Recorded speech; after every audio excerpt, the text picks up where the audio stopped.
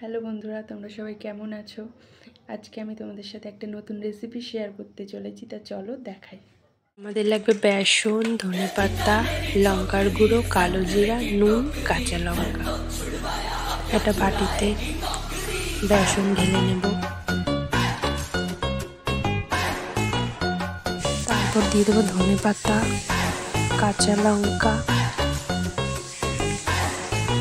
কালো জিরে, লঙ্কার গুঁড়ো, তারপর একটু খাবার সোডা দিয়ে দেবো। পরিমাণ মতো জল দিয়ে এটাকে আমরা মিক্স করব ভালোভাবে। এটাকে আমরা ভালো করে মেখে 30 মিনিটের জন্য রেখে দেব।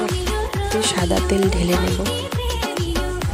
তেলটা যখন হালকা গরম হয়ে যাবে তখন আমরা এগুলোকে দিতে থাকবো। আস্তে আস্তে দিয়ে দেবো সবগুলো।